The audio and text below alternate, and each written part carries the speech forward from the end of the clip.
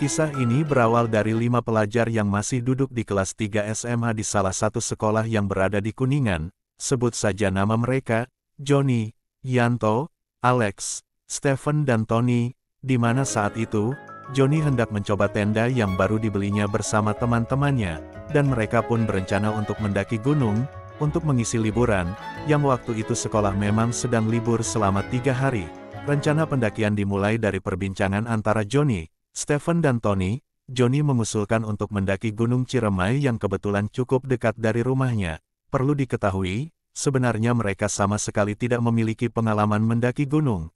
Mereka hanya berniat untuk pergi ke puncak dan pulang setelahnya. Singkat cerita mereka pun setuju untuk mendaki Gunung Ciremai. Sebelum bubar, Johnny juga sempat menelpon kedua teman lainnya, Alex dan Yanto, dan mereka berdua pun setuju. Besoknya, jam 3 sore, mereka berkumpul di rumah Johnny. Mereka berbincang-bincang di teras sambil menikmati singkong rebus dan secangkir kopi. Kalian berdua sudah izin orang tua? Johnny bertanya kepada Alex dan Yanto. Ternyata meskipun mereka sudah meminta izin, namun tidak mengatakan untuk pergi ke puncak Gunung Ciremai. Berbeda dengan Tony yang sudah minta izin untuk mendaki Gunung Ciremai tetapi tidak dikabulkan oleh orang tuanya.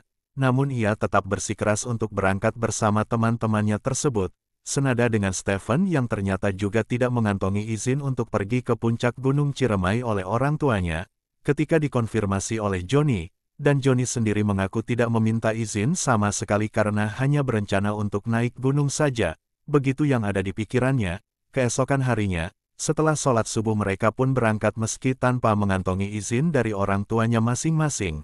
Mereka berangkat hanya dengan membawa perbekalan seadanya. Pendakian dimulai dengan melalui jalur Linggarjati. Mereka tidak melewati pos penjagaan dan mulai memasuki hutan rimba, berjalan melewati perkebunan warga dan terus berjalan semakin dalam. Pohon-pohon pinus menjulang, dan semak belukar terlihat di sepanjang jalur pendakian mengelilingi hutan. Setelah lama berjalan, mereka menemui sebuah gubuk dan memutuskan untuk beristirahat di sana untuk melepas lelah. Di saat Johnny hendak membakar rokoknya, tiba-tiba ia melihat sosok pria tua berpakaian seperti petani dan memakai caping. Pria tua itu melihat ke arah Johnny dengan pandangan yang tajam dan marah sambil mendekat ke arahnya. "Jangan macam-macam di gunung ini," kata pria tua tersebut. Mendengar hal tersebut, Johnny hanya bisa mengangguk, takut dan diam 1000 bahasa. Tapi anehnya, keempat temannya terlihat biasa saja, seperti tidak terjadi apa-apa saat itu. Tak lama kemudian pria tua itu pergi begitu saja dan menghilang di antara pepohonan hutan belantara. Setelah itu Johnny dan temannya pun melanjutkan perjalanan menuju puncak. Di perjalanan mereka menemui jalur yang sangat curam dengan bebatuan dan kontur tanah yang sangat licin, sehingga membuat mereka bergerak dengan sangat lambat, sambil berpegangan pada akar-akar pepohonan untuk membantu menaiki jalur yang curam tersebut. Dalam perjuangan yang tak kunjung selesai dalam mengarungi jalur, Johnny pun akhirnya meminta yang lainnya untuk beristirahat sejenak saat menemui jalur yang sedikit landai. Setelah semua beristirahat, Johnny pun berkata pada teman-temannya, bahwa perjalanan ini terasa lambat dan jauh. Namun Yanto menjawab, bahwa puncak Ciremai sudah cukup dekat dari tempat mereka beristirahat. Setelah beristirahat sejenak, perjalanan dilanjutkan. Hari semakin gelap dan hutan semakin rapat. Kabut turut menyelimuti seisi hutan. Saat kabut semakin pekat dan membuat jarak pandang mereka hanya sebatas 5 meter saja, Johnny merasa ada sesuatu di balik pohon besar yang berdiri tak jauh dari mereka. Lalu tiba-tiba muncul sosok dari balik kabut, berjalan ke arah mereka. Ternyata sosok tersebut adalah pria tua yang ditemui sebelumnya. Dan dengan pandangan yang semakin marah dari sebelumnya, lelaki tua itu berkata hal yang sama kepada Johnny. "Jangan macam-macam di gunung ini," ujarnya dengan nada marah dalam bahasa Sunda. "Iya Pak, maafkan saya Pak," jawab Johnny sambil menundukkan wajahnya. Kemudian pria tua itu menjauh dan kembali menghilang di telan kabut yang pekat. Johnny yang saat itu masih dalam keadaan kaget merasa bingung kenapa pria tersebut hanya marah kepadanya saja. Padahal menurut teman lainnya pria tua tersebut sangat ramah terhadap mereka dan meminta mereka untuk berhati-hati. Tak lama setelah melanjutkan kembali perjalanan, mereka akhirnya mencapai puncak Ciremai. Matahari sudah nyaris tenggelam dan mereka pun segera mendirikan tenda dengan jarak sekitar 5 meter dari bibir kawah Ciremai. Setelah selesai dan langit mulai gelap, Johnny memutuskan untuk merebahkan badannya melepas lelah setelah perjalanan seharian. Tapi tiba-tiba Alex memintanya untuk menemani buang air kecil. Karena merasa lelah, Johnny pun menolak, yang akhirnya Alex ditemani oleh Yanto yang kebetulan merasakan hal yang sama. Sementara itu Johnny melanjutkan istirahatnya, tetapi dalam hatinya merasa tidak tenang. Setelah lebih kurang 30 menit, Johnny merasa heran karena kedua temannya tersebut belum kembali ke tenda. Akhirnya Johnny keluar dari dalam tendanya. Suasana di luar yang gelap serta angin yang kencang membuatnya ketakutan dan khawatir atas keberadaan kedua temannya tersebut.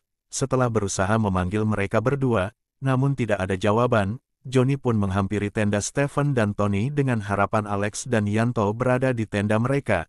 Namun, ia tidak menemukan keberadaan mereka berdua. Johnny pun langsung membangunkan Stephen dan Tony yang sedang tertidur pulas. Setelah mereka berdua bangun, Johnny bercerita apa yang sedang terjadi. Akhirnya semua keluar tenda dan berusaha mencari keberadaan Alex dan Yanto. Namun, hasilnya nihil, tidak ada tanda-tanda dari keberadaan mereka berdua. Karena sudah semakin larut dan gelap, mereka memutuskan untuk mencari saat matahari sudah mulai terbit. Mereka kembali ke dalam tenda. Stephen dan Tony pun langsung tertidur kembali. Namun tak lama kemudian, di saat Johnny masih terjaga, sayup-sayup terdengar suara azan. Dengan ketinggian tersebut, rasanya mustahil ada suara azan dari masjid dapat terdengar. Dengan rasa khawatir dan sesal, Johnny pun tidak sanggup membendung air matanya lagi. Pertama, kenapa dia menolak untuk sekedar temanin Alex? Kedua, bagaimanapun itu temannya dan dia yang mengajak mereka. Setelah termenung sesaat, Johnny pun tertidur. Beberapa saat kemudian, matahari mulai terbit. Mereka bertiga bangun dan memeriksa tenda lainnya berharap Alex dan Yanto sudah kembali. Tetapi ternyata harapan mereka sia-sia. Mereka pun mencari keberadaan Alex dan Yanto di sekitaran puncak dan juga bibir kawah Ciremai. Namun tetap tidak menemukan apapun. Setelah terjadi perdebatan dan pencarian, mereka akhirnya memutuskan untuk turun pagi itu juga dan melapor ke pos jaga mengenai peristiwa tersebut. Pada sore hari dalam perjalanan turun, mereka berpapasan dengan warga dan segera menceritakan kejadian yang mereka alami. Selanjutnya Johnny dan temannya dibawa ke pos jaga untuk diinterogasi. Setelah itu dilakukanlah pencarian pada sore itu juga. Tim SAR dibantu warga berkumpul dan membentuk dua tim pencarian, sedangkan Johnny beserta teman-temannya hanya menunggu di pos jaga karena mereka sudah sangat kelelahan. Singkat cerita, setelah proses pencarian yang cukup rumit dan memakan waktu selama 6 hari, di hari ke-7 tim SAR yang dibantu oleh warga dan juga relawan akhirnya menemukan dua orang pendaki yang tersangkut di antara bebatuan bibir kawah Ciremai. Dengan menggunakan helikopter, jasad yang diketahui merupakan Alex dan Yanto akhirnya diangkat dan dimasukkan ke dalam kantung jenazah. Mereka dibawa ke base camp Linggarjati untuk nantinya dilakukan otopsi, guna penyelidikan lebih lanjut. Namun sebelumnya mereka diperbolehkan melihat jasad untuk memastikan apakah betul itu adalah Alex dan Yanto. Tangis mereka pun pecah saat melihat jasad yang sudah terbujur kaku dengan keadaan yang sangat mengenaskan. Hasil otopsi mengungkapkan bahwa Alex tergelincir dan Yanto berusaha untuk membantu, namun naas mereka berdua justru terperosok ke dalam kawah. Alex yang berada di paling bawah meninggal saat itu juga karena benturan pada bebatuan yang ada di dinding kawah, serta akibat menghirup gas yang keluar dari kawah.